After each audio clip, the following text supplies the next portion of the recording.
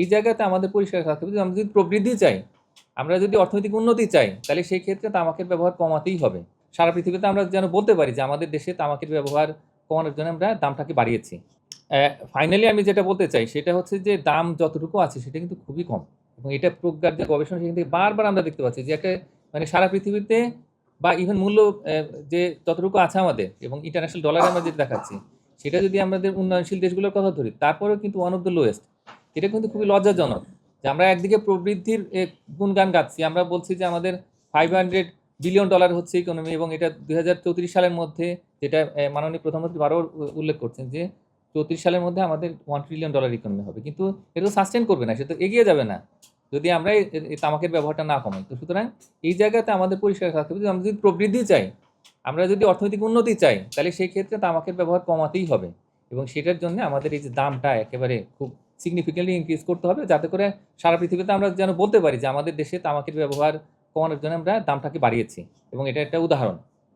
তো সেইভাবে করে যদি আমরা আমাদের নীতিগুলো গ্রহণ করি, আশা করি আমরা কিন্তু এখানে একটা ভালো ফলাফল পাবো। ফাইনালি আমি যেটা বলবো সেটা হচ্ছে বিএটি। তো সেখানে দেখতে পাচ্ছি যে ব্রিটিশ আমেরিকান টোবাকোতে, এবং তো এখানে বা এই যে এই তামাক শিল্পের সঙ্গে যে সরকারের সংশ্লিষ্টতা, সেটা মিনিমাইজ করতে হবে। যে ঠিক আছে, ডিরেক্টর যদি দিতেই হয় আমাদের, তাহলে আমরা একটা দিয়ে রাখি। হ্যাঁ, ৩ জন ডিরেক্টরের কোনো কারণ নেই, বরং সেটা যেটা হয় তখন কিন্তু ওরা আরো বেশি করে চাপ সৃষ্টি করতে পারে সরকারকে। তো এই জায়গাতে আমি মনে করি যে এখনই আমরা যেন দাবি উত্থাপন করি আমাদের এখান থেকে, যে ঠিক আছে আমরা দিব, এখানে যেহেতু শেয়ার আছে সরকারের, তো সেখানে একজন ডিরেক্টর থাকুক, এবং সেটা যুগ্ম সচিবের উপরে যেন না হয়। তার কারণ এই যে পরিচালকের যে পদটা, যদি আমরা পদের কথাই ধরি, তাহলে সেটা কিন্তু আসলে যুগ্ম সচিবের উপরে যাওয়ার কথা নয়। তো এইভাবে হলে তখন কিন্তু এই সরকারের যে উচ্চ পর্যায়ে প্রভাব সৃষ্টি করা, এনবিআর প্রভাব সৃষ্টি করা, সেটা কিন্তু হয় না। তো সেইভাবে করে আমরা এখন একটু যেন চিন্তা করি, এবং সেভাবে যেন আমরা প্রতিবেদনগুলো আমরা উপস্থাপন করি এই টেলিভিশনে এবং একই সঙ্গে প্রিন্ট মিডিয়াতে।